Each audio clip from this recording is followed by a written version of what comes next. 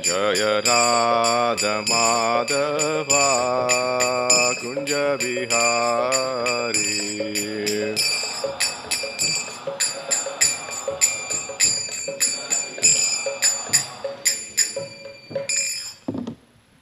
Jai Om Vishnupad Paramahamsa Parivrajagacharya Ashtotra Sadashri Srimad Ave Charanaravinda Bhaktivedanta Swami Srila Prabhupada ki Jai. Grantaraj Srimad Bhagavatam ki Jai.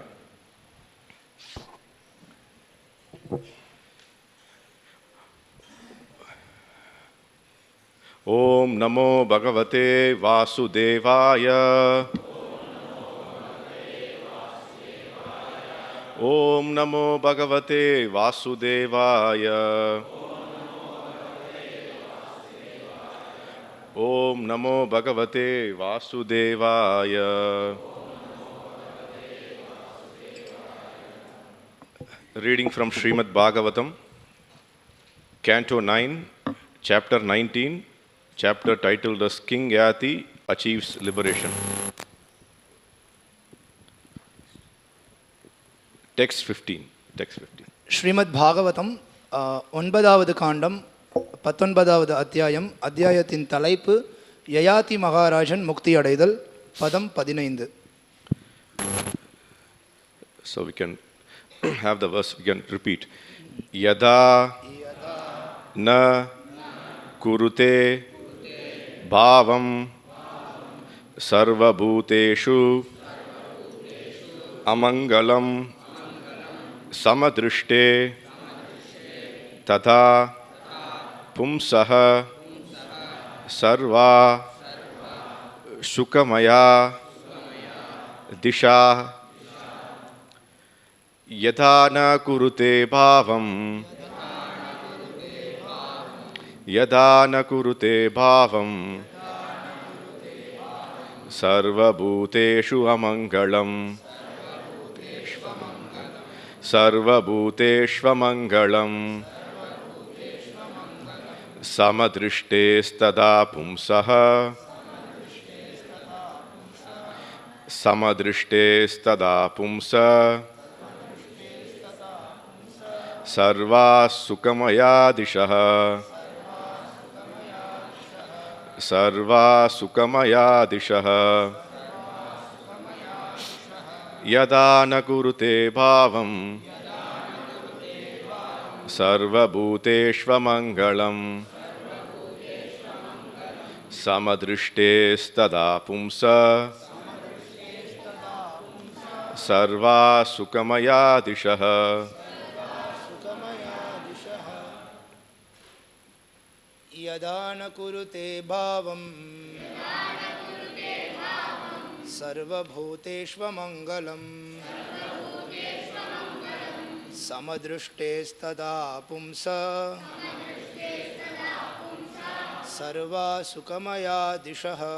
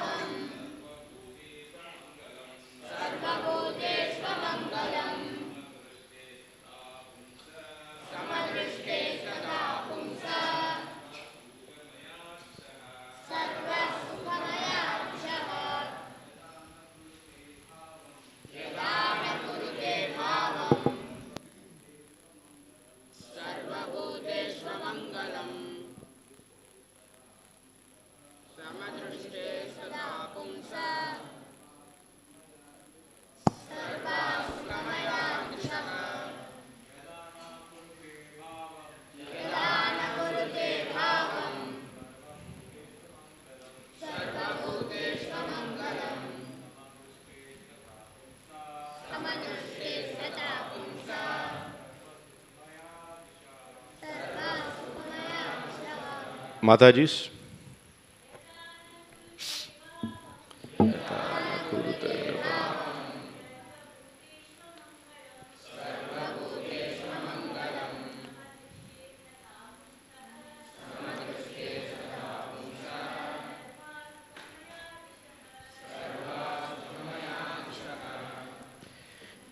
Yadha, when? எப்பொழுது? Na, not. இல்லை. kurute, does. இருக்கிறது. Bhavam, a different attitude of attachment or envy. பற்று அல்லது பொறாமைக்கு வேறுபட்ட ஒரு மனோபாவம். Sarva bhuteshu, to all living entities. எல்லா ஜீவன்களுக்கும். Amangalam, inauspicious. அமங்கலம். Samadrishte, because of being equipoised. சமமான மனநிலையில் இருப்பதால். Tada, at that time. அப்பொழுது. Pumsaha, of the person. நபரின். Sarvaha, all. எல்லா. Sukamayaha, in a happy condition. மகிழ்ச்சியான ஒரு நிலையில். Dishaha, directions. திசைகளும். Direct translation and purport by His Divine Grace A.C. Bhaktivedanta Swami Srila Prabhupada, founder Acharya of ISKCON. Translation: when a man is non-envious and does not desire ill fortune for anyone, he is equipoised. For such a person, all directions appear happy. Purport. First translation. Purport. Prabodhananda Saraswati said, Vishvam Purna Sukayate. When one becomes Krishna conscious by the mercy of Lord Chaitanya, for him the entire world appears happy, and he has nothing for which to hanker. On the Brahma Bhuta stage or the platform of spiritual realization, there is no lamentation and no material hankering. Na sochati, na kankshati. As long as one lives in the material world, actions and reactions will continue. But when one is unaffected by such material actions and reaction, he is to be considered free from the danger of being victimized by material desires. The symptoms of those who are satiated with lusty desires are described in this verse. As explained by Srila Vishwanath Chakravarti Thakura, when one is not envious, even of his enemy, does not expect honor from anyone, but instead desires all well-being even for his enemy, he is understood to be a Paramahamsa, one who has fully subdued the lusty desires for sense gratification. மொழிபெயர்ப்பு பொருளுரை வழங்கியவர் அகில உலக கிருஷ்ண பக்தி இயக்கத்தின் ஸ்தாபக ஆச்சாரியர் தேவதிரு ஆசா பக்திவேதாந்த சுவாமி ஸ்ரீல பிரபுபாதர். மொழிபெயர்ப்பு: ஒருவன் பொறாமை இல்லாமலும் பிறருக்கு தீங்கு நினைக்காமலும் இருக்கும் பொழுது அவன் சமமான மனநிலையில் இருக்கிறான். இத்தகைய ஒருவனுக்கு எல்லா திசைகளும் மகிழ்ச்சியாகவே காணப்படும். பொருளுரை: பிரபோதானந்த சரஸ்வதி கூறுகிறார், விஸ்வம் பூர்ண சுகாயதே. பகவான் சைத்தன்யரின் கருணையால் ஒருவன் கிருஷ்ண உணர்வினன் ஆகும் பொழுது அவன் ஆசைப்படக்கூடியது எதுவும் இல்லை. பிரம்மபூத நிலையில், அதாவது ஆன்மீக தன்னுணர்வு நிலையில் வருத்தமோ பௌதிக ஆசையோ இல்லை. ந சோச்சதி ந காங்ஷதி. ஜட உலகில் ஒருவன் வாழ்ந்து கொண்டிருக்கும் வரை செயல்களும் விளைவுகளும் தொடர்ந்து கொண்டேதான் இருக்கும். ஆனால் அத்தகைய பௌதீக செயல் விளைவுகளினால் ஒருவன் பாதிக்கப்படாத பொழுது அவன் பௌதீக ஆசைகளுக்கு பலியாகும் ஆபத்திலிருந்து விடுபட்டு விட்டான் என்று கருத வேண்டும். காம இச்சைகளில் பூரண திருப்தி அடைந்தவர்களுக்குரிய அடையாளங்கள் இச்லோகத்தில் விவரிக்கப்படுகின்றன. ஸ்ரீல விஸ்வநாத சக்கரவர்த்தி டாக்கூர், தன் எதிரியிடம் கூட பொறாமை கொள்ளாத ஒருவன் எவரிடமிருந்தும் மரியாதையை எதிர்பார்க்க மாட்டான். மாறாக தன் எதிரிக்கு கூட நல்லதையே விரும்புவான். இத்தகைய ஒருவன் பரமஹம்ச என்பதை புரிந்து கொள்ள வேண்டும். அதாவது புலனுகர்வுக்கான காம இச்சைகளை இவன் முழுமையாக அடக்கியவன் என்பது இதன் பொருளாகும்.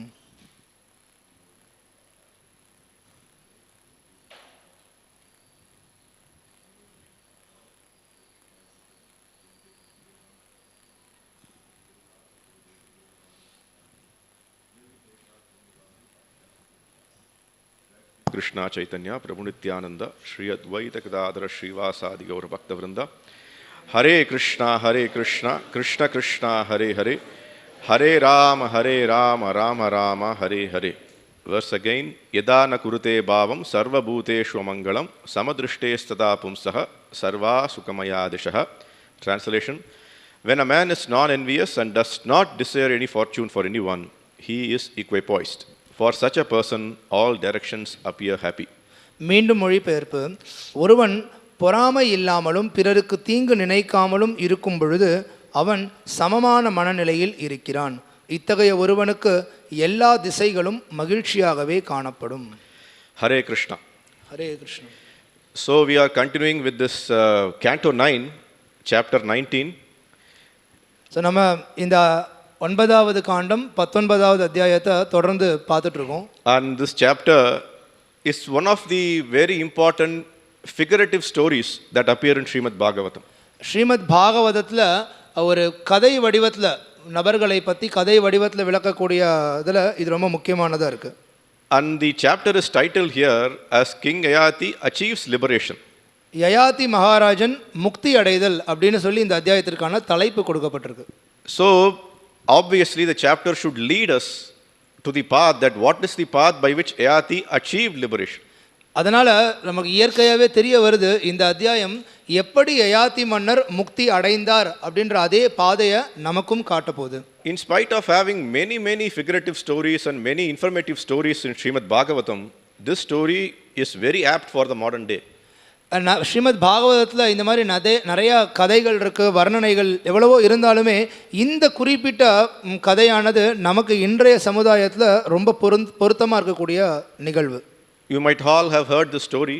Anyway, in a brief, I can recount the story what Yayati is describing to his wife Devayani. நீங்கள் எல்லாருமே இந்த கதையை கேட்டிருப்பீங்க. இருந்தாலும் இப்போ நான் சுருக்கமாக யயாதி இங்கே என்ன அவருடைய மனைவிக்கு சொல்லிட்டு இருக்கார் அப்படின்றத பற்றி பார்ப்போம். He gives an explanation of how a he goat and a she goat lives a life. எப்படி ஒரு ஆண் ஆடும் பெண் ஆடும் தன்னுடைய வாழ்க்கையை நடத்திட்டு இருக்கு அப்படின்றத பற்றி அவர் சொல்கிறார். And what he is actually telling us is that he has been living a life as a he goat and indirectly his wife is to be a she goat.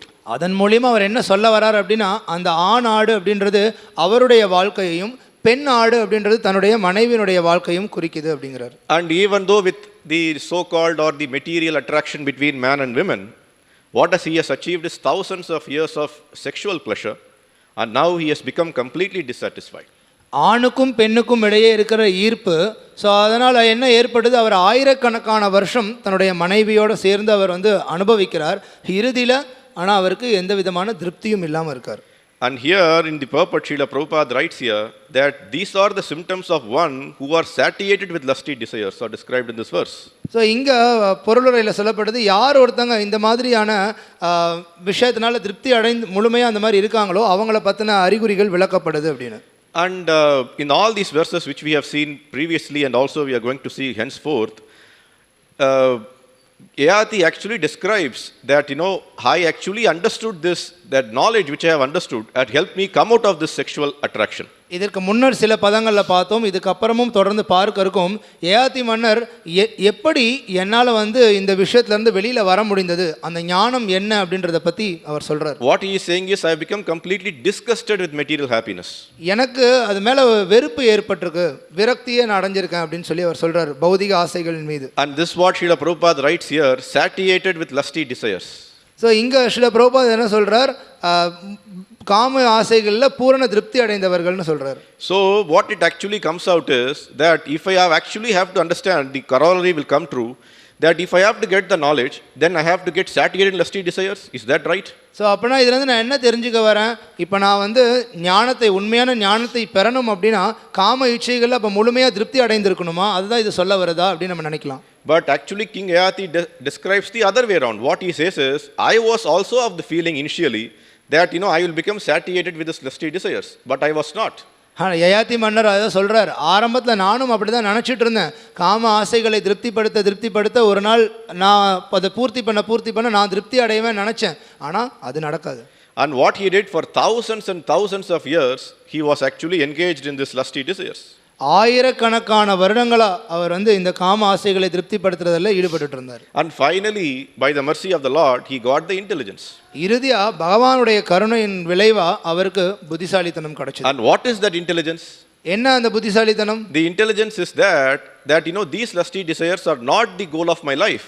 இந்த காம இச்சைகள் இவை என்னுடைய வாழ்க்கையினுடைய குறிக்கோள் கிடையாது. And even if I engage or don't engage, my goal of life is completely going to be different. நான் இதுல ஈடுபட்டாலும் சரி ஈடுபடலைனாலும் சரி என்னுடைய வாழ்க்கையினுடைய குறிக்கோள் முற்றிலும் வேறு. And the objective of living in this lifetime is to have self realization at the end of my life. இந்த வாழ்க்கை நான் வாழ்ந்துட்டு இருக்கிறதுடைய நோக்கம் என்ன அப்படின்னா வாழ்க்கையினுடைய இறுதியில தன்னை உணர்தல் நான் அடையணும். But what we generally happen in this material world is we get completely forgotten. That is called moha, maya, whatever you call. ஆனா இந்த பௌதிக உலகத்துல பொதுவா நடக்கிறது என்னது? மோகா, மாயை. நம்ம மறந்து போயிடுறது என்னன்றது. And that's what previous verses Yayati was telling to his wife, that I was captivated by your beautiful eyebrows. So அதுதான் யாத்தி மன்னர் சொல்றாரு சில பதங்களுக்கு முன்னர், என்னுடைய மனைவியை உன்னுடைய புருவங்களை பார்த்து நான் வந்து கவர்ச்சி அடைஞ்சிட்டேன். And like that he goat with poor intelligence, I thought this is all life. அந்த ஒரு ஆண் ஆடு எப்படி இதுதான் எல்லா வாழ்க்கையே இதுதான் அப்படின்னு சொல்லி முட்டாள்தனமா நினைச்சிட்டு இருந்ததோ அதே போலவே தான் நானும் நினைச்சிட்டு இருந்தேன். ஹித்வாத்வபாதம் கிருதமந்த கூபம். The entire material world or even the life of living a familistic lifestyle is a dark well. இந்த குடும்ப வாழ்க்கை வாழ்றது இந்த பௌதிக உலகத்துல இது இருண்ட கிணறோட ஒப்பிடப்படுது. And in the dark well, of course you cannot understand what to be done, how to come out of it, or even you will be think that this is the best way to live. அந்த இருண்ட கிணறுக்குள்ள இருக்கும் பொழுது என்ன பண்ணணும்னு நமக்கு தெரியாது, எப்படி வெளியில வரதுன்னு தெரியாது. நம்ம பொதுவாக என்ன நினைப்போம், சரி இங்கே இருந்துடலாம், இதுதான் இப்படியே இருக்கிறது தான் சரி போல அப்படின்னு நினைப்போம். I think we create some air conditioning, we create some luxurious lifestyle and think that life will be as pleasant as it could be. இதை தான் நம்ம பண்ணிட்டு இருக்கோம். இதுக்குள்ளே இருந்தோம்னா போதும் நினச்சி இதுக்குள்ளே எல்லா சௌகரியங்களையும் ஏற்படுத்த முயற்சி பண்ணிட்டு இருக்கோம். உள்ளே வந்து ஒரு ஏசி வந்து நம்ம செட் பண்ணுறதுக்கு முயற்சி பண்ணிட்டு இருக்கோம். நான் உள்ளே இருந்தேன்னா சந்தோஷமாக இருந்துட்டு இருப்பேன் அப்படின்னு நினைக்கிறோம். கிரகமந்த கூபம், what happens is a dark well, you have to light it up. So we bring external lighting, we bring all those things, thinking that these external things will make me much more happier. கிரகமந்த கூப்பம், இருண்ட கிணறுன்றனால உள்ள வெளிச்சத்தை நம்ம கொண்டு வந்தோம்னா சரியா போயிடும்னு சொல்லிட்டு இந்த மாதிரியான பௌதிக விஷயங்கள் தான் வெளிச்சம்னு நினச்சி அது எல்லாத்தையும் ஒன்றா உள்ளே கொண்டு வர முயற்சி பண்ணுறோம். But we fail to understand that the existence in that dark well is completely suicidal. ஆனால் நம்ம புரிஞ்சுக்கிறதுக்கு தவறிட்டோம். என்னன்னா அதுக்கு உள்ள நம்ம இருக்கிறதே, அந்த இருண்ட கிணறுக்குள்ளே இருக்கிறதே தற்கொலை செய்கிறது போல. Because by living there more and more, what we are going to do, we are going to kill our soul, we are going to kill our lifestyle, we are going to kill the exact life for which we have come for. அதுக்குள்ளே நம்ம மேன்மேலும் எவ்வளவு காலம் இருக்கோமோ அவ்வளவு காலம் நம்ம நம்மளையே கொண்டுட்டு இருக்கோம். நம்ம வந்து ஆத்மா எதுக்காக இருக்கோ அதனுடைய விஷயத்தை அடையாமல் நம்ம கொண்டுட்டு இருக்கோம். So this is a very, very figurative story which Bhagavatam again tells, when it tells dark well, unless we voluntarily give up, we will not be in a position to come out of it. So நம்மளே விருப்பப்பட்டு இதை கை விடலை அப்படின்னா நம்மளால் இதிலிருந்து வெளியில் வர முடியாது அப்படின்னு சொல்லி இந்த கதை வடிவத்தில் ஸ்ரீமத் பாகவதம் ரொம்ப அற்புதமாக. And this is exactly what happened to King Yayati. If he was not satisfied or he was thinking that this life is very good, he would have continued with lusty desires with his wife for many more thousands of years. இதே தான் இப்போ யயாதி மன்னருடைய வாழ்க்கையிலும் நடந்தது. இப்போ அவர் இதை உணராமல் இருந்திருந்தார் அப்படின்னா இன்னும் ஆயிரக்கணக்கான வருஷம் தன்னோட மனைவியோடு அவர் அனுபவிக்கலாம் அப்படின்னு சொல்லி அவர் தொடர்ந்து ஈடுபட்டு இருந்திருப்பார். So if we actually become a victim of the so-called external beauty or the so-called external luxuries or the so-called lusty desires, what we are actually doing, we are actually engaging in committing suicide. நம்ம இந்த மாதிரியான வெளிப்புற அழகுனாலேயோ இல்லை மற்ற விஷயங்கள்னாலேயோ கவர்ச்சி அடைஞ்சு அதை திருப்திப்படுத்துறதுக்கு முயற்சி பண்ணிட்டு இருந்தோம் அப்படின்னா நம்மளும் தற்கொலை பண்ணிட்டு இருக்கோம்னு அர்த்தம். So unless we voluntarily give up, we are not going to come out of this. So நம்மளாவே விருப்பப்பட்டு இதை நம்ம கை விடலை அப்படின்னா இதுலேருந்து நம்மளால வெளியில் வர முடியாது. Can anyone come and convince us, hey, what you are doing is completely wrong, what you are doing is that you are not enjoying, you are really suffering? யாராலையாவது நம்ம கிட்ட வந்து நம்மளை வந்து ஏற்றுக்கொள்ள வைக்க முடியுமா, நீ வந்து உள்ள சந்தோஷமா இல்லைப்பா, நீ கஷ்டப்பட்டுட்டு தான் இருக்க, நீ துன்பப்பட்டுட்டு இருக்க அப்படின்னு சொல்லி. And today who is going to tell, wherever you go except this place where you have assembled here, every other place is going to tell you life is very blissful, what you are doing is wonderful. யார் உங்களுக்கு அப்படி சொல்ல போறா? இந்த ஒரு இடத்துல நீங்கள் உட்காந்துருக்கிறத தவிர வேற எங்கே போனீங்கனாலும் எல்லாரும் என்ன சொல்ல போகிறாங்க, வாழ்க்கைங்கிறது ரொம்ப ஆனந்தமானதுங்க, ரொம்ப சந்தோஷமாக போயிட்டு இருக்கு அப்படின்னுவாங்க. What they will say is the dark well is very good, the dark well is more safe, nobody will attack you, have a blissful life. இருண்ட கிணறு தாங்க உங்களுக்கு ரொம்ப பாதுகாப்பான இடம், யாரும் வந்து உங்களை தாக்க மாட்டாங்க, நீங்க உள்ளேயே சந்தோஷமா இருங்க அப்படின்னு. And create all the luxuries there, and nobody will even come and check what you are doing. You'll be happy. எல்லா விதமான வசதிகள் ஏற்பாடுகள் எல்லாத்தையும் உள்ளேயே பண்ணிக்கோங்க, யார் வந்து உங்களை வந்து நீங்க என்ன பண்றீங்கன்னு பார்க்க போறா, நீங்க உள்ள சந்தோஷமா இருக்கலாம். And even if somebody is going to hit you on your head or do something else, nobody is going to see you. Be happy in the dark well. யாராவது உங்களை தலை மேலே அடிக்க போறாங்க அப்படின்னா கூட உள்ள இருட்டுக்குள்ள தான் இருக்கீங்க, வேற யாருக்கு தெரிய போகுது, அதனால நீங்க அப்படியே சந்தோஷமா இருங்க. This is what happens to a male donkey when a female donkey hits on his head and chest. இதுதான் ஒரு ஆண் கழுதைக்கு ஒரு பெண் கழுதை எட்டி உதைக்கும் பொழுது ஏற்படுது. So what it thinks is that nobody has seen it, but still I want her, let me go behind her. அந்த ஆண் கழுதையானது நினைக்குது, வேற யாரும் இதை பார்க்கலையே, எனக்கு அந்த பெண் கழுதை வேணும், அதனால நான் பின்னாடியே போறேன் அப்படின்னு போகுது. So this is the suicidal tendency of an animal. So இது ஒரு மிருகத்தினுடைய தற்கொலை பண்ணிக்கூடிய தன்மை. So one thing which is very very clear is that our entire life till now, or even what we have been planning for, is only based on attraction between man and women. So நம்மளுடைய வாழ்க்கையில் இது வரைக்கும் நம்ம பண்ணிட்டு இருக்கக்கூடிய செயல்களாக இருக்கட்டும், ஏற்பாடுகளாக இருக்கட்டும், வெறுமன ஆண் பெண் ஈர்ப்புனால தான். So what we are also doing, or what we have been doing, is to struggle for more and more material opulence.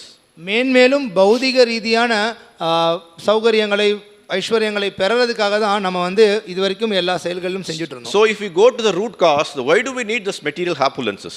எதுக்கு நமக்கு முதல்ல இந்த பௌதிக ரீதியான செல்வங்கள் தேவைப்படுது, எதுக்கு அப்படின்றத முதல்ல நம்ம யோசிக்கணும். The material opulences are required to impress upon the he goat and she goat or whoever it is. அந்த பௌதிக ரீதியான செல்வங்கள் ஒருத்தன் ஏன் சேர்த்தணும்னு நினைக்கிறான்னா, இன்னொரு ஒரு ஆண் ஆடையோ பெண் ஆடையோ வசீகரிக்கிறதுக்காக. So the man really wants to impress upon the women, women wants to impress upon the man. So what it needs is a material opulence. ஆண் பெண்ணை வசீகரிக்கணும்னு நினைக்கிறான், பெண் ஆணை வசீகரிக்கணும்னு நினைக்கிறாங்க, அதனால அவங்க இது எல்லாத்தையும் சேர்க்கறாங்க. So the entire economy is actually functioning based on this attraction between man and women. மொத்த பொருளாதாரமுமே இந்த ஆண் பெண் ஈர்ப்பின் அடிப்படையில் தான் செயல்பட்டு இருக்கு. Just if you see, if one day if many of this man or many of this women becomes contented, what will happen to this economy altogether? இப்போ அவங்க இருக்கக்கூடிய ஆண்களில் நிறைய பேரோ இல்லை பெண்களில் நிறைய பேரோ இது வேண்டாம் அப்படின்னு சொல்லி இருந்தாங்க அப்படின்னா அப்போ யோசிச்சு பாருங்க மொத்த பொருளாதாரத்துக்கும் என்ன ஏற்படும்னு. So the entire thing what you are seeing, big buildings are built because of this, big luxurious apartments are built because of this, various other facilities are built because of this, nice roads are built because of this. பெரிய பெரிய மாடிகள் கட்டிடங்களாக இருக்கட்டும் இல்லை சாலைகளாக இருக்கட்டும் மற்ற ஏகப்பட்ட வசதிகள் எல்லாமே இந்த ஒரு காரணத்தினால தான் இருக்குது. Research and development is happening in every field is only for this. ஒரு துறையிலையும் ஆராய்ச்சியும் அது அந்த துறையை மேம்படுத்தணும்னு நினைக்கக்கூடிய எண்ணம் இது எல்லாமே எதுக்காக இருக்குன்னா இந்த ஒரு காரணத்துக்காக. Research and development of creating a luxurious bed is for what? Is to have some lusty desires satisfied. ஒரு மெத்தை படுத்து தூங்கக்கூடிய மெத்தை அதில் வந்து ஆராய்ச்சியும் அதில் மேம்படுத்துதல் அப்படின்னு சொல்லி அதில் இன்னும் தீவிரமாக பண்ணிட்டு இருக்காங்க. எதுக்காக? இன்னும் அவனுடைய காம இச்சையை வளர்த்துக்கிறதுக்காக. Why do they do a lot of research and development for creating better air conditioners? Because you are a dark well, it has to be much more luxurious. ஒரு ஏசி இருக்குது, அதை வந்து இன்னும் மேம்படுத்தணும்னு சொல்லி அதுக்கு ஆராய்ச்சி பண்ணி அதை இன்னும் மேம்படுத்துகிறாங்க. எதுக்காக? நம்ம இருண்ட கிணறுல இருக்கும், இன்னும் அதிகமான சௌகரியம் வேணுன்றதுக்காக அப்படி பண்ணுறாங்க. Very many restaurants are coming, very many eateries are coming.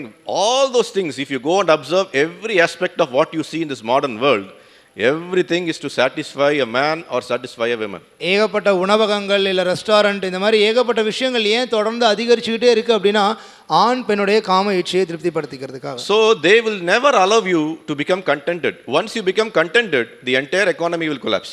இது போதுங்க வேண்டாம் அப்படின்னு சொல்லி உங்களை வந்து நினைக்க விட மாட்டாங்க. ஏன்னா அப்படி நீங்கள் நினைக்க ஆரம்பிச்சிட்டீங்க அப்படின்னா அப்போ மொத்த பொருளாதாரமும் அங்கேயே. So that is why they will never allow you to read Srimad Bhagavatam. Even if you want to read, what they do is they divert your attention by billboards, advertisements and many more.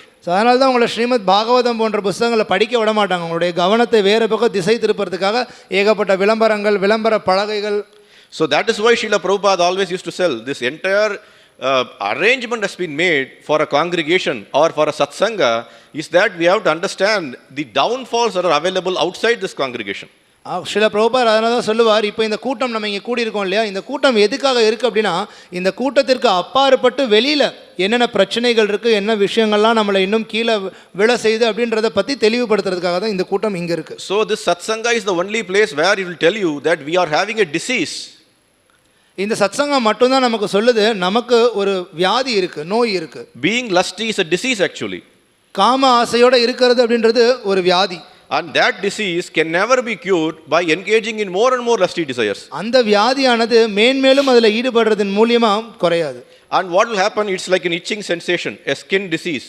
When a skin disease comes, when you start itching it, it's going to aggravate. அது ஒரு தோல் வியாதியோட ஒப்பிடப்படுது. ஒரு தோல் வியாதி இருக்குன்னு சொல்லிட்டு நம்ம அதை வந்து அரிக்குதுன்னு சொரிஞ்சோம் அப்படின்னா என்ன ஆகும், இன்னும் அதிகரிக்கும். And what they are actually explaining to us is that by engaging in more and more itching sensation, you'll be much more happier. ஆனா அவங்க வெளியில என்ன சொல்றாங்க, இல்லங்க நீங்க மேன்மேலும் அந்த அரிப்பை வந்து நீங்க இன்னும் சொரிய இன்னும் அது வந்து உங்களுக்கு சந்தோஷத்தை கொடுக்குங்கறாங்க. And this is what Srimad Bhagavatam says, Bhaktim Param Bhagavati Pratilabhya Kaman. What it actually 10th canto of Srimad Bhagavatam very beautifully explains that Hridroga, that we are having this heart disease. And what is the heart disease? It's because of Kama. Srimad பாகவதத்தினுடைய 10வது காண்டத்தில் ராசலீலையை பற்றி விளக்கக்கூடிய இடத்துல கடைசி ஸ்லோகத்தில் சொல்லப்படுது, ஹிருத்ரோகா, நமக்கு வந்து ஹிருதயத்தில் ஒரு வியாதி இருக்குது. என்ன வியாதி, என்ன நோய் அது? காம ஆசை. Kamam Hridrogam. What it says is that this Kama is actually a heart disease actually. அந்த காம ஆசை அப்படின்றது Can come out of this Bhaktim Param Bhagavati, that once we have fine-tuned our actual icha towards Krishna in serving him, then this Hridroga can be come out of it. இப்போ அதிலிருந்து எப்படி ஒருத்தன் வெளியில் வர்றது, எப்போ வந்து பகவானை நோக்கி அவன் தன்னுடைய ஆசைகளை வந்து திருப்புறானோ அப்போ அந்த சமயத்தில் இதிலிருந்து வெளியில் வர முடியும். Ashu Apahanoti Adire Dhiraha. What happens is very, very quickly one can become a Dhira when he is able to do this Param Gatim Bhagavati. எப்போ ஒருத்தன் பகவானை நோக்கி இதை செய்ய ஆரம்பிக்கிறானோ அப்போ ரொம்ப எளிமையாக சீக்கிரமாக விரைவாக அவன் இதிலேருந்து வெளியில் வரான். So why this last line of that chapter has to explain this? ஏன் அந்த அத்தியாயத்தினுடைய கடைசி ஸ்லோகம் இதை வந்து நமக்கு விளக்கணும்? Even today, 5,000 years ago, people, the entire, when Shukadev Goswami was telling this to Maharaj Parikshit, he knows that these kind of people who are going to have more and more heart diseases are going to come. So he is explaining through this chapter that this is a heart disease if you are looking this in the spectrum of lusty desires.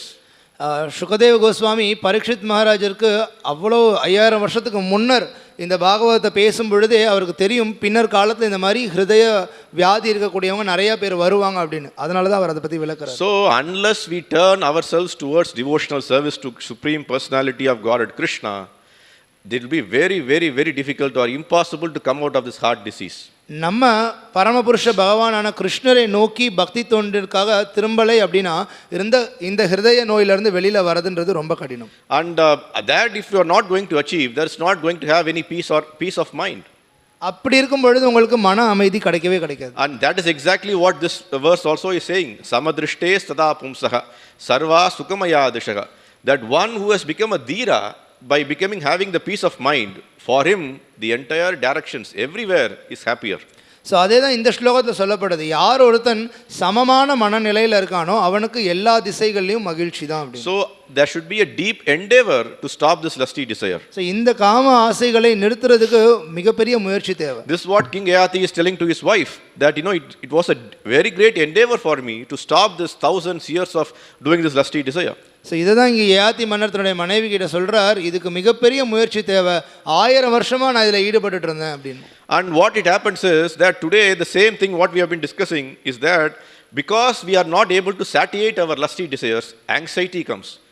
இதே தான் இன்னைக்கு காலத்திலும் நடந்துட்டு இருக்கு. நம்மளால் நம்மளுடைய காம ஆசைகளை திருப்திப்படுத்த முடியாதனால என்ன நடக்குது, ஏக்கங்கள் அதிகரிக்குது. And anxiety comes, and that's why people take this depression, all those pills, all those things.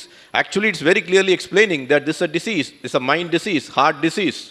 அதனால தான் மக்கள் உடனே என்ன பண்ணுறாங்க, அதற்கான மாத்திரைகளை சாப்பிட்டு அதில் வந்து குணமடைகிறதுக்கு முயற்சி பண்ணுறாங்க. இங்கே தெளிவாக விளக்கப்பட்டிருக்கு, இது வந்து நம்மளுடைய ஹிருதயத்தில் இருக்கிற நோய், மனதில் இருக்கிற நோய் அப்படின்னு. So what they have to do, they have to understand that this is enough. Enough is enough. I have done everything what I have to do. Now it's a time to turn towards Krishna and do some devotional service. இப்போ அவங்க என்ன புரிஞ்சுக்கணும் அப்படின்னா, போதும், இதோட எல்லாமே போதும், இதுக்கப்புறம் என் மனதை நான் கிருஷ்ணர் பக்கம் நோக்கி திசை திருப்பணும். But it is very, very difficult to achieve. If you look at the common world here, everybody who is there out there are not getting santushta, getting contented.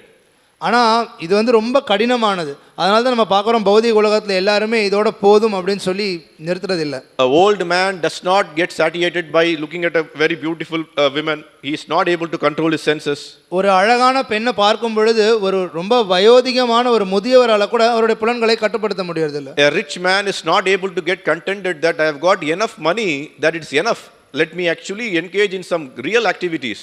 he is not able to get contented. ஒரு செல்வந்தரா இருக்கக்கூடியவர் சரி எனக்கு இவ்வளவு பணம் இருக்கே போதும் இதுக்கு மேல எதுக்கு பணம் நான் வாழ்க்கையில உண்மையான விஷயத்தை நோக்கி என்னுடைய கவனத்தை செலுத்துறேன் அப்படின்னு சொல்லி அவரால் போதும்னு சொல்லி முடிவு பண்ண முடியும். A politician is not able to get contented that I have achieved everything. I become prime minister, I become president, I become all the top notches, but still he is not able to get contented. ஒரு அரசியல்வாதியானவர் சரி நான் முதலமைச்சர் ஆயிட்டேன் நான் பிரதமர் ஆயிட்டேன் எனக்கு போதும் இதோட இதுக்கு மேலே வேண்டாம் அப்படின்னு சொல்லி அவர் போதும்னு நினைக்கிறது இல்லை. One who has achieved the beauty or one who has really conquered the entire world by becoming a beauty pageant is not able to tell that enough is enough, let me engage in something. No, I want more beauty. அழகாக இருக்கக்கூடியவங்க அவங்க வந்து அழகின்ற பெரிய பட்டத்தையே அவங்க பெற்றுட்டாங்க அப்படின்னாலுமே கூட இதோட போதும்னு அவங்க நினைக்கிறது இல்லை, இன்னொன்று அழகாக இருக்கணும்னு நினைக்கிறாங்க. And one who has achieved good position, fame or whatever it is, all those people want more. நல்ல பதவியோ பேரோ புகழோ என்ன ஒருத்தனுக்கு கிடைச்சிருந்தாலும் சரி அதோட போதும்னு நினைக்கிறாங்களான்னு பார்த்தோன்னா இல்லை, இன்னும் வேணும். So this anxiety comes out of fear of losing it. இந்த ஏக்கம் அப்படின்றது எப்போ வருது அப்படின்னா இது நம்ம இழந்துடுவோமோ நம்ம கிட்ட இருக்கிறது நம்மளை விட்டு போயிடுமோன்னு நினைக்கும் பொழுது உடனே ஏக்கம் வருது. So the fear of losing it is the biggest anxiety. I will lost my fame, I might lost my beauty, I might lost my money, I might lost my good wife. என்னோட பேரை நான் இழந்துருவேணுன்ற பயம், என்னுடைய புகழை நான் இழந்துருவேணுன்ற பயம், என்னுடைய நல்ல மனைவியை நான் இழந்துருவேணுன்ற பயம். So what happens is that what we have gained that we have to lose here. இப்போ விஷயம் என்னன்னா முதல்ல நம்ம கிட்ட என்ன இருக்கு நம்ம இழக்கிறதுக்கு. What we have achieved here by having a good wife is also not that we have endeavored for, it has been entrusted by our act of providence. இப்போ ஒருத்தருக்கு ஒரு நல்ல மனைவி கிடைச்சிருக்காங்க அப்படின்னாலுமே கூட அது நம்மளா பெற்றது கிடையாது, இதற்கு முன்னர் நம்மளுடைய செயல்களுடைய விளைவா நமக்கு பகவானால ஏற்படுத்தப்பட்டது. And what actually he attained huge wealth is not because that he went and did something great, it was actually entrusted by the providence. இப்போ ஒருத்தனுக்கு மிகப்பெரிய செல்வம் கிடைச்சிருக்கு அப்படின்னா அதுவும் அவனுடைய முயற்சினால கிடையாது, அவனுக்கு முன்னாடி செய்த செயல்களுடைய விளைவா பகவானால அவனுக்கு கொடுக்கப்பட்டது. One, he has become a prime minister of this country means it's not that he has toiled hard. Of course he has toiled hard, but what happens is it's also because of act of providence. பிரதமரா ஒருத்தனுக்கு பதவி அடைய முடிஞ்சிருக்கு அப்படின்னா அதுவும் அவனுடைய முயற்சி கிடையாது, முயற்சி இருக்கு ஆனா இருந்தாலும் பகவானால கொடுக்கப்பட்டது. So ahankara vimudatma kartaham iti manyate. What we think is that I have achieved everything, I have worked hard, my intelligence I have got this, why should I lose it? நம்ம என்ன நினைக்கிறோம், பகவத்கீதையில் சொல்ற மாதிரி அகங்கார விமூடாத்மா கர்த்தாகம் இதி மன்யதே, நான் தானே இதை பண்ண, இது என் மூலியமாக தானே கிடைச்சது, இதையே நான் இழக்கணும், இது எனக்கு வேணும் அப்படின்னு நம்ம நினைக்கிறோம். So that santushta doesn't come at all, that contentment doesn't come. போதும் அப்படின்ற எண்ணம் வரதே இல்லை. And this is exactly what Narada Muni explains in the 4th canto of Srimad Bhagavatam, that when we get actually santushta is actually that be pleasing to the Lord.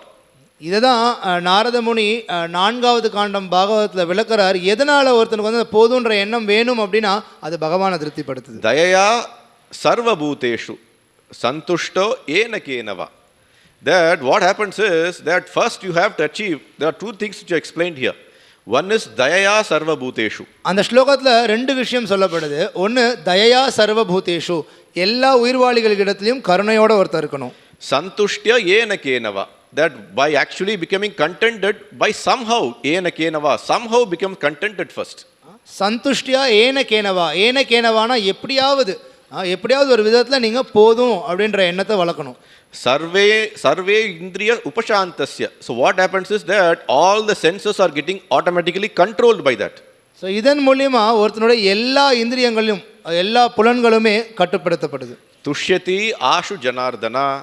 And by doing this, immediately Janardana is very pleased. The Janardana becomes pleased with us and we are able to please Janardana. இதெல்லாம் பண்றதன் மூலமா என்ன ஏற்படுது, துஷ்யதி ஆஷு ஜனார்தனா, ஜனார்தனர் உடனடியாக திருப்தி அடைகிறார், நம்மளால அவரை திருப்திப்படுத்த முடியும். So the world will become a happy place if we are able to satisfy or please Janardana.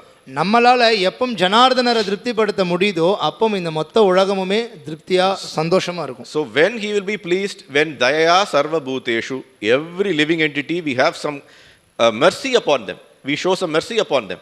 எப்போ அவர் திருப்தி அடைகிறார், தயயா சர்வபூதேஷு, எல்லா உயிர்வாளிகளின் மீதும் நமக்கு ஏதாவது கருணை இருக்கணும். Not that by eating meat or cutting their throat or killing them or exploiting them he will not be happy. மிருகங்களை வதம் செய்கிறதன் மூலியமாவோ அதனுடைய கழுத்தை அறுக்கிறதன் மூலியமாவோ மற்றவங்களை ஏற்றி பிழைக்கிறதன் மூலியமாவோ அவர் சந்தோஷப்பட மாட்டார். So by actually sarva bhuteshu, it's not telling only human beings, all the living entities. வெறும் அதுவும் மனிதர்களை பற்றி மட்டும் இங்கே சொல்ல கிடையாது, எல்லா உயிர்வாளிகளிடத்திலையும் ஒருத்தன் அதே போல கருணையோடு இருக்கணும். Today you can see it here that when a nation or when a country or when a village is happy, it gets proper rain. நீங்கள் பார்க்கலாம், எப்போ ஒரு இடத்துல ஒரு நாடோ இல்லை ஒரு ஊரோ ஒரு கிராமமோ சந்தோஷமாக சரியாக இருக்காங்களோ அப்போ அங்கே வந்து மழை வரதை பார்க்குறோம் நம்ம. Either less rain or more rain is chaotic.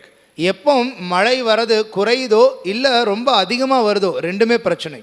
So what happens here is that who is giving us rain? Janardana is giving us rain. யார் நமக்கு அந்த சரியான மழையை கொடுக்குறா? ஜனார்தனர் தரார். Through the agent of Indra. இந்திரனின் மூலியமா அவர் வந்து அதை அனுப்புறார். Why he is giving it? Because he is pleased with all what is happening in that entity, in that area. ஏன்னா அந்த இடத்துல எல்லாமே அவரை திருப்திப்படுத்தக்கூடிய விதத்தில் செயல்படுறதுனால அவர் அங்கே மழையை அனுப்புறார். He will not be happy by building those houses, industries or big factories. He will not be interested. பெரிய பெரிய வீடுகளோ இல்லை தொழிற்சாலைகளோ கட்டுறதன் மூலியமா அவர் திருப்தி அடைகிறது கிடையாது. Or shall we actually go and buy these rains, or shall we go and buy this happiness? Janardana, I have money, give me rain. How much you want me to pay for? ஓ ஜனார்தனரே, என்கிட்ட நிறைய பணம் இருக்கு, நீங்க வந்து மழை கொடுங்க, அவங்களுக்கு எவ்வளவு பணம் வேணும்னு சொல்லுங்க, நான் அந்த பணத்தை தரேன், அதை வச்சுட்டு நீங்க எனக்கு மழையும் எனக்கு சந்தோஷத்தையும் கொடுங்க அப்படின்னு கேட்டா கிடைக்குமா? It doesn't happen like that. நடக்காது. So what he is actually looking for is that how we are actually samadrishtesu, how we are able to see everybody equal, all living entities equal, how we are actually able to show daya, how we are able to control our senses, everything is being taken actually accounted for. So எதெல்லாம் பார்க்கப்படுதுன்னா சமதிருஷ்டி, நம்ம எல்லாரையும் சமமா பார்க்குறோமா, தயையா கருணையோட இருக்கோமா, எல்லார்கிட்டையும் இந்த விதத்தில் இருக்கும் பொழுது அதை பகவான் கருத்தில் கொள்றார். So the second item in that verse is santushtya ena kenava, that at least be contented what I have given you. அடுத்த வரி அந்த ஸ்லோகத்தில் சொல்லப்படுது, சந்துஷ்டியா ஏன கேனவா, உனக்கு நான் என்ன கொடுத்துருக்கேனோ அதை கொண்டு நீ திருப்தியாரு. Everyone who is here or most of the people who are also outside will definitely vouch that what we have got is actually more than what we are destined for. நம்ம இங்கே உட்காந்துருக்கிற எல்லாருமே சரி, வெளியில் இருக்கவங்களும் ஒரு சிலர் சரி, அவங்களால புரிஞ்சுக்க முடியும். நம்ம பார்க்கலாம், நமக்கு இப்போ என்ன கிடைச்சிருக்கோ அது எல்லாமே நமக்கு உண்மையிலே எவ்வளவு கிடைக்கணுமோ அதை விட அதிகமாகவே கிடைச்சிருக்கு. What we have been destined for, whatever we have done, we have got much more actually. நமக்கு உண்மையிலேயே நம்ம செய்த செயல்களினால நமக்கு எவ்வளவுதான் கிடைச்சிருக்கணுமோ அதை விட ரொம்ப அதிகமாகவே நமக்கு வாழ்க்கையில் கிடைச்சிருக்கு. But what happens is I am still not contented. அப்படி இருந்தாலுமே என்ன விளைவு, நம்ம அதோட திருப்தி அடையாமல் இருக்கும். So the contentment doesn't come by engaging in those activities again and again. It doesn't come like that. போதும் அப்படின்ற எண்ணம் மறுபடியும் நம்ம அதில் ஈடுபடுறதன் மூலியமா நமக்கு வராது. We want to go for a foreign trip just to impress our wife. Contentment will come, it will never come.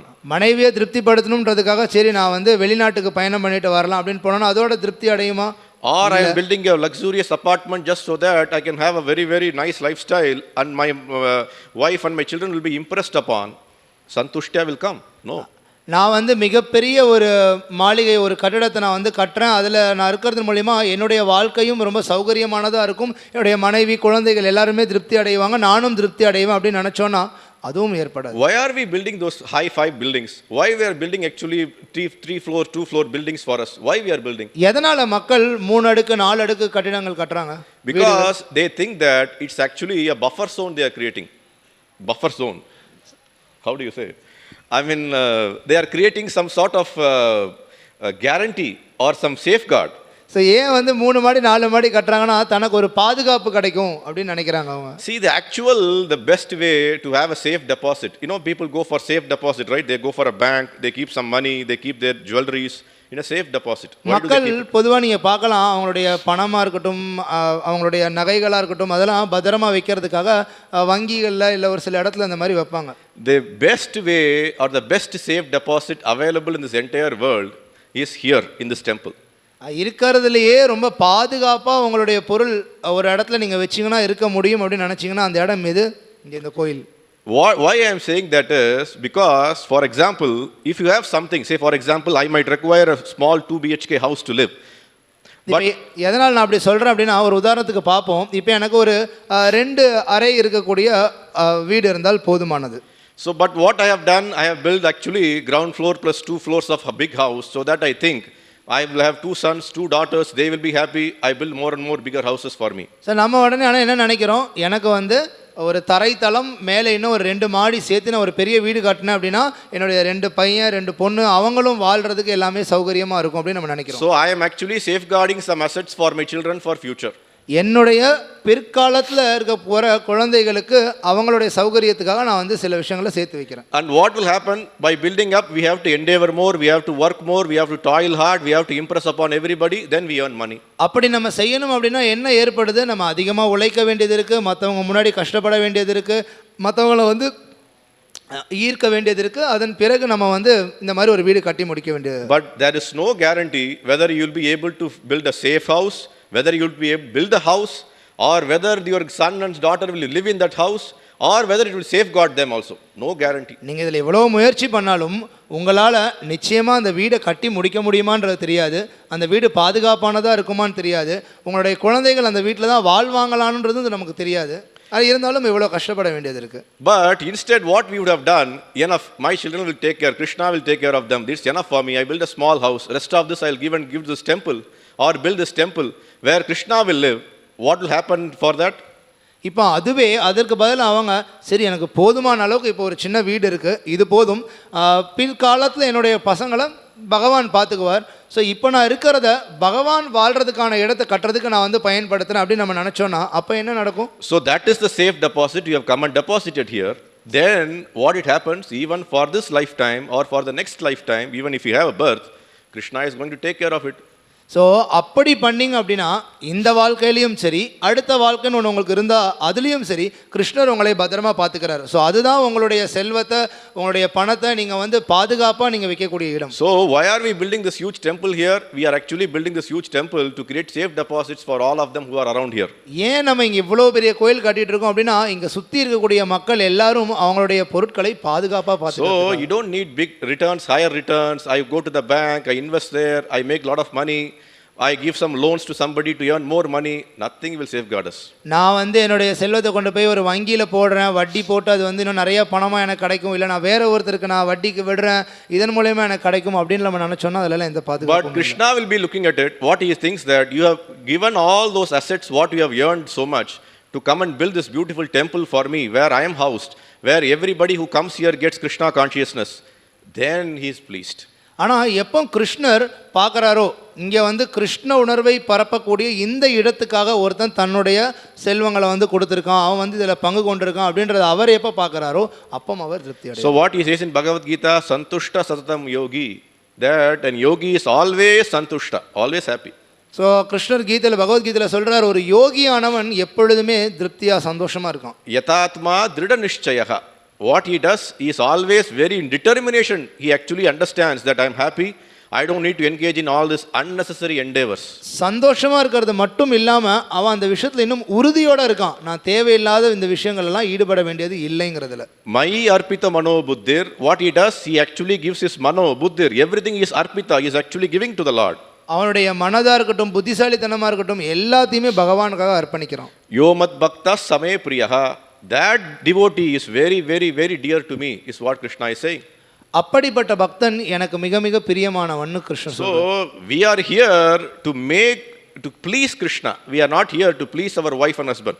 நம்ம எல்லாரும் இங்க கிருஷ்ணரை திருப்திப்படுத்துறதுக்காக இருக்கோம், தன்னுடைய நம்மளுடைய மனைவியோ கணவனையோ கிடையாது. So our endeavor should be is that how Krishna is pleased, how he will get pleased. That should be our endeavor. நம்ம முயற்சியானது எப்படி கிருஷ்ணரை திருப்திப்படுத்துறதுன்றதுக்காக இருக்கணும், எப்போ அவர் திருப்தி அடைவார்ன்றதை நினைச்சிருக்கணும். So tell me one person in this world who has become happy by engaging in all the sense gratifying activity. Nobody has become happy. புலனுகர்ச்சி செயல்களில் ஈடுபட்டு திருப்தி அடைந்துட்டார் அப்படின்னு சொல்லி யாராவது ஒருத்தங்க இந்த பௌதிக உலகத்துல இருந்து சொல்லுங்க, யாருமே இருக்க முடியாது. And everybody knows that if a first fellow who is actually very much honest, he will know that I am not happy. Maybe for outwardly he might tell us I am happy, I am doing wonderfully. All those things can be told. எல்லாருக்குமே அது தெரியும். நேர்மையாக ஒருத்தர் பார்த்தீங்க அப்படின்னா எவ்வளோ பெரிய நபராக இருந்தாலும் நேர்மையாக அவர் யோசிச்சாருன்னா அவருக்கு தெரியும் நான் சந்தோஷமாக இல்லைன்ட்டு. சும்மா வெளிப்புறத்தில் மற்றவங்க கிட்ட வேணால் நான் சந்தோஷமாக இருக்கேங்க அப்படின்னு அவர் சொல்லிக்கலாம். So that is exactly what Srila Prabhupada also quotes in the purport, that Prabodhananda Saraswati's quote, that Vishwam Purna Sukhayate, that the entire world will become happy. For us, the entire world, everything will become happier. சில பிரபுபாதர் அதான் இங்கே பொருளுரையில் சொல்கிறார், பிரபோதானந்த சரஸ்வதி சொல்கிறது, விஸ்வம் பூர்ண சுகாயத்தே, மொத்த உலகமுமே சந்தோஷமாக இருக்க முடியும். When one becomes Krishna conscious by the mercy of Lord Chaitanya, then there is nothing to hanker. He is very peaceful, very blissful. எப்போ ஒருத்தன் பகவான் சைத்தன்யனுடைய கருணையால் கிருஷ்ண உணர்வுடனாக இருக்கானோ அப்போ அவனுக்கு எல்லாமே இருக்கு, அவன் முழு சந்தோஷத்தோடு இருக்கான். So who will become happier in this world? One who is able to see Krishna everywhere, one who is able to see that I am able to please Krishna everywhere, he will be happier. யாரால சந்தோஷமாக இருக்க முடியும்? எப்போ ஒருத்தன் எல்லா இடத்துலையும் கிருஷ்ணரை பார்க்கிறானோ, எப்போ வந்து எல்லா விஷயங்கள்லையும் நான் கிருஷ்ணரை திருப்திப்படுத்துறதுக்காக இதை செய்கிறேன்னு நினைக்கிறானோ அப்படிப்பட்டவனால சந்தோஷம். So what he will do, he will see that I have some money, let me give to Krishna to please him. I have some house, let me give to Krishna for please him. I have some land, let me give to Krishna for please him. I have some jewelry, I give to Krishna to please him. That's how he will think. அவன் என்ன நினைக்கிறான், என்கிட்ட இந்த செல்வம் இருக்குது, இதை கொண்டு நான் கிருஷ்ணனை திருப்திப்படுத்த முயற்சி பண்ணுறேன். எனக்குன்னு வீடு இருக்குது, இதை கொண்டு நான் கிருஷ்ணனை திருப்திப்படுத்த முயற்சி பண்ணுறேன். எனக்குன்னு நிலம் இருக்குது, அதை கொண்டு நான் கிருஷ்ணனை திருப்திப்படுத்த முயற்சி பண்ணுறேன். So no anxiety, because if you are not having why you have to have anxiety? I have to safeguard the land, safeguard the jewelry, safeguard the money, safeguard the house. Nothing to safeguard. He is going to safeguard. So அப்படி எண்ணம் இருந்தது அப்படின்னா நமக்கு எந்த ஏக்கமுமே இருக்காது. ஏன் ஏக்கம்ங்கிறது ஒருத்தனுக்கு இருக்குது, என்கிட்ட இருக்க நிலத்தை நான் பாதுகாக்கணும், என்கிட்ட இருக்க பணத்தை நான் பாதுகாக்கணும், என்கிட்ட இருக்க வீடு நான் பாதுகாக்கணும் அப்படின்னு நினைக்கிறப்ப தான் அது எல்லாத்தையும் நம்ம பகவானுடைய சேவையில் ஈடுபடுத்தணும் அப்படின்னா அப்போ அந்த ஏக்கம் இருக்காது, பயம் இருக்காது. He actually sees everything that belongs to Krishna. He doesn't see that it belongs to me, it belongs to my wife, it belongs to my children.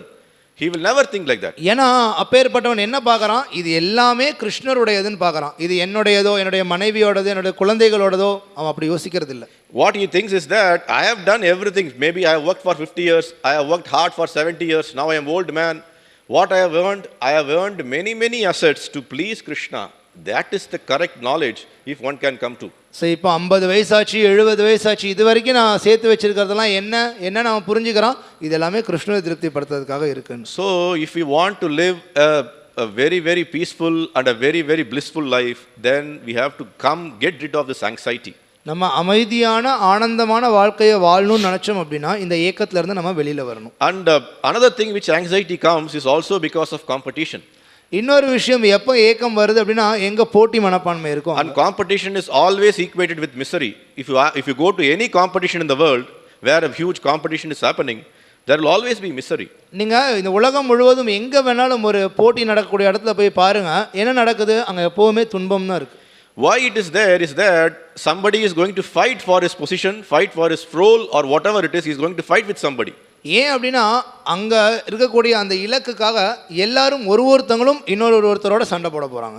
Every day if you go and see the newspaper or every day see the news, there are some competitions happening in any part of this world, even though they might not even have food to eat, but there will be some competition. நீங்கள் பார்க்கலாம், செய்தித்தாளில் பார்த்தீங்கன்னா தினசரி உலகத்தில் ஏதாவது ஒரு இடத்துல ஏதாவது போட்டி நடந்துட்டு இருக்கு அப்படின்னு சொல்லி வரும். அந்த இடத்துல அவங்களுக்கு சாப்பிடக்கூட உணவு இருக்காது, ஆனால் இருந்தாலும் இந்த போட்டி அப்படின்றது இருந்துட்டு இருக்கு. Because of the ahankara, I have to be the winner, I have to impress upon everybody. ஏன் அப்படின்னா அகங்காரம், நான் தான் வெற்றியாளராக இருக்கணும், நான் தான் எல்லாருக்கு முன்னாடியும் சிறந்த நபராக இருக்கணும் அப்படின்னு.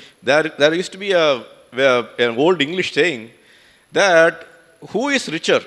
Somebody was asked, George Bernard Shaw, if everybody would have been knowing, he was asked that who is rich man? George Bernard Shaw கிட்ட கேட்டாங்க, யார் வந்து இருக்கிறதுலையே பெரிய செல்வந்தர் அப்படின்னு. And what he replied is, a man who earns $1 more than the neighbor, he is considered to be a rich man. பக்கத்து வீட்டுக்காரனோட ஒரு ₹1 அதிகமாக சம்பாதிச்சான் அப்படின்னா அவன் தான் இருக்கிறதுலையே செல்வந்தராக கருதப்படுறான் அப்படின்னு. Why? Because everything is relative. What we compare is that my neighbor is not that much happier, I am happier. ஏன்னா எல்லா விஷயமே நம்ம அப்படி தானே பார்க்குறோம். என் பக்கத்து வீட்டுக்காரன் இது இல்லாமல் இருக்கான், என்கிட்ட அது இருந்ததுன்னா நான் வந்து சந்தோஷமாக இருக்கேன் அப்படின்னு நினைக்கிறோம். I am having a 32-inch TV, but my neighbor is having only 16-inch TV. I am happier. என்கிட்ட 32 இன்ச் டிவி இருக்குது, என் பக்கத்து வீட்டுக்காரங்கிட்ட 16 இன்ச் டிவி தான் இருக்குது, நான் சந்தோஷமாக இருக்கேன். And I am having a car, he is going in a two-wheeler, I am happy. நான் காரில் போகிறேன், அவன் 2-வீலரில் போகிறான், நான் சந்தோஷமாக இருக்கேன். And my son is studying in some English medium school and he is studying in a government school, I am happy. என் பையன் இப்போ ஒரு பெரிய ஆங்கில வழி பள்ளிக்கூடத்தில் படிக்கிறான், பக்கத்து வீட்டுக்காரனுடைய பையன் ஒரு கவர்மெண்ட் ஸ்கூலில் தான் படிக்கிறான். And I have married my daughter to USA and he is getting married to a nearby village, so I am happy. என்னுடைய மகளுக்கு வந்து நான் வந்து அமெரிக்காவில் மாப்பிள்ளை பார்த்துருக்கேன், அவருக்கு பக்கத்து வீட்டுக்காரங்க வந்து பக்கத்து உள்ளூர் கிராமத்தில் தான் மாப்பிள்ளை பார்த்துருக்காரு. But what all these miseries are going to bring in, that he won't listen. But what he thinks, I am happy because my neighbor is not happy. அவர்கிட்ட போய் நம்ம உங்கள் வாழ்க்கையில் இதெல்லாம் உங்கள் வாழ்க்கையில் கஷ்டம் இருக்குங்க, நீங்கள் துன்பப்பட்டுட்டு இருக்கீங்கன்னு சொன்னால் அதெல்லாம் அவன் கேட்க தயாராக இல்லை. பக்கத்து வீட்டுக்காரன் கஷ்டப்படுறானா, நான் அது இல்லை. So the competition here is to impress upon somebody. So இங்கே போட்டியே எதுக்காக இருக்குது அப்படின்னா வேறு யாராவது ஒருத்தங்களை ஈர்க்கிறதுக்காக. So whom to impress? Neighbor to impress, or your wife to impress, or your son to impress, daughter to impress? Whom are we going to impress? யாரை நம்ம வந்து இந்த மாதிரி நம்ம ஈர்க்க போகிறோம்? பக்கத்து வீட்டுக்காரனையா, இல்லை மனைவியவா, குழந்தையா, பையனையா, பொண்ணையா? Today they might be impressed upon you. They might think that, oh, in this competition he has won. But tomorrow?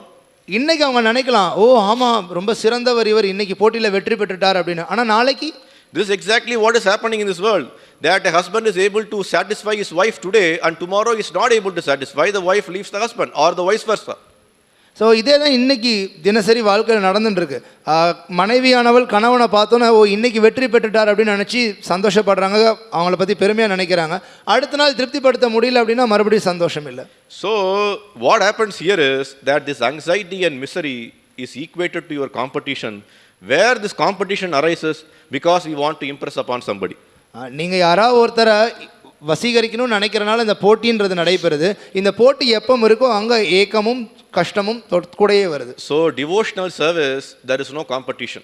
பக்தி தொண்டுல எந்த விதமான போட்டியும் The only competition is that I have to do more service to Krishna so that he becomes impressed upon me. There also impression we have to create, but the impression is for a good cause. இங்க ஒரே ஒரு போட்டி என்ன அப்படின்னா, நான் அதிகமா சேவை பண்ணணும், சேவை பண்ணி கிருஷ்ணர் என் மேல திருப்தி அடையணும், அவர் என் மேல வசீகர ஆகணும் அப்படின்னு. So here also we have to impress. இங்கேயும் நம்ம யாரோ ஒருத்தர் வசீகரிக்கிறோம், ஆனா not that the neighbor, wife or husband or son or daughter, we have to impress upon the supreme personality of God Krishna.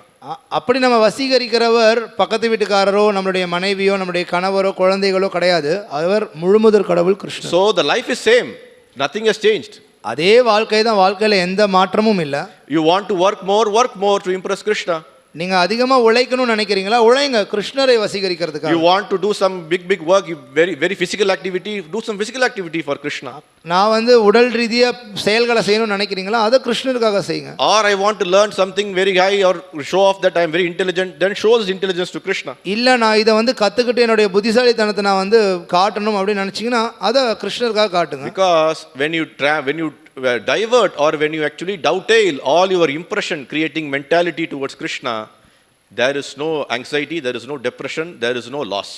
எப்போ இந்த ஈர்க்கக்கூடிய தன்மையை நீங்கள் கிருஷ்ணர் பக்கம் திசை திருப்பி காட்டுறீங்களோ அப்போ உங்களுக்கு ஏக்கம் கிடையாது, உங்களுக்கு மன அழுத்தம் கிடையாது, உங்களுக்கு எந்த இழப்பும் கிடையாது. When there is competition, there is enemy.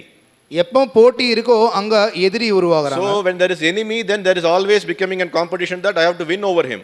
எப்போ எதிரி அப்படின்ற எண்ணம் வருது, உடனடியாக இன்னொரு எண்ணம் என்ன, அவனை நான் வெற்றி கொள்ளணும். But here what Srila Prabhupada says is exactly same thing Vishwanath Chakravarti Thakura's quote, that even to an enemy he doesn't think that why should I be very envious of him, let him be happier, I am be happier. Srila Viswanath சக்கரவர்த்தி தாக்கூர் சொல்றத ஸ்ரீல பிரபுபாதர் பொருளுரையில மேற்கோள் காட்டுறார்.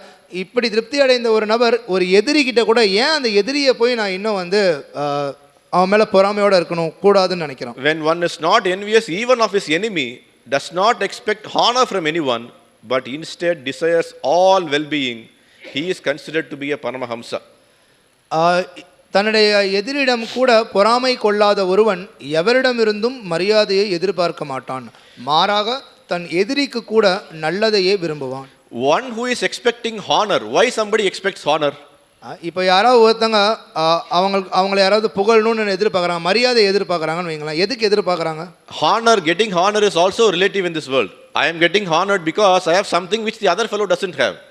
ஏன் ஒருத்தனுக்கு மரியாதை செலுத்துறாங்க? ஏன்னா இன்னொரு நபர்கிட்ட அந்த விஷயம் இல்லை, இவர்கிட்ட இருக்கு, அதனால அவருக்கு மரியாதை செலுத்துறாங்க. I am honored for intelligence is because somebody else is not having the same intelligence I have.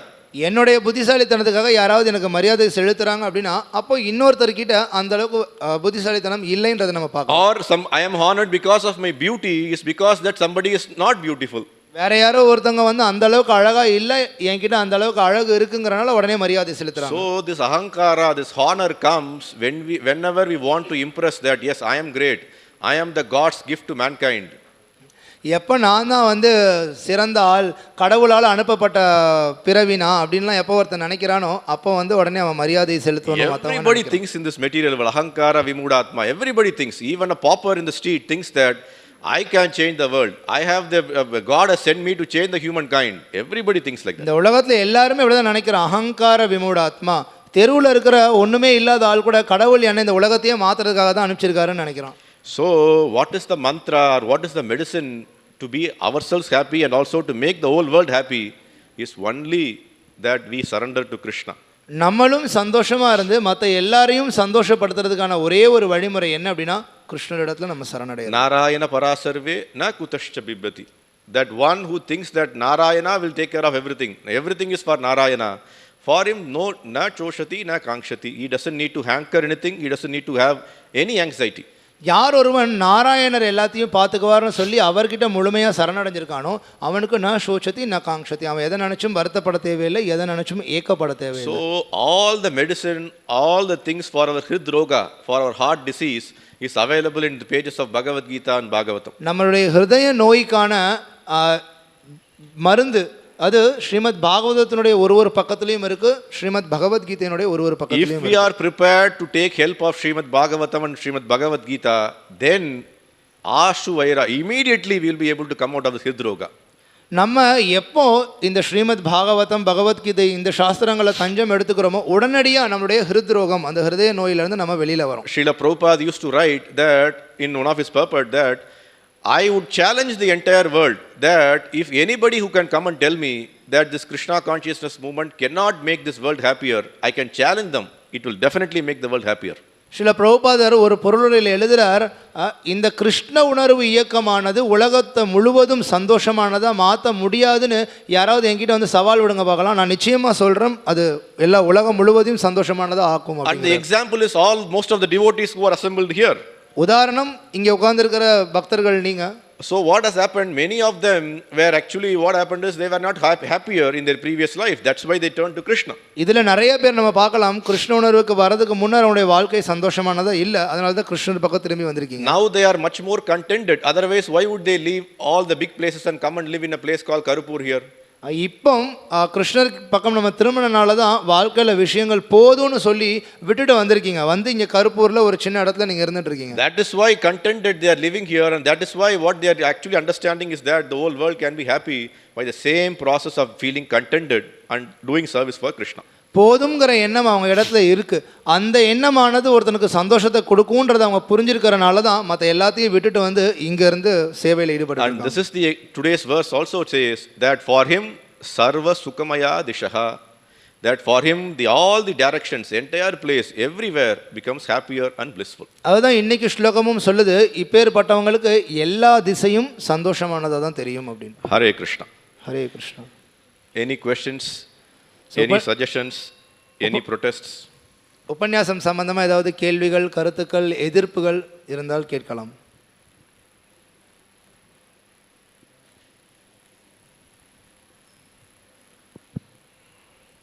Yeah.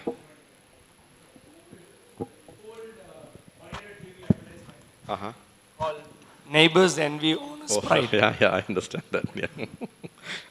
Yeah, there used to be an old TV advertisement which used to say that neighbors envy owner's pride.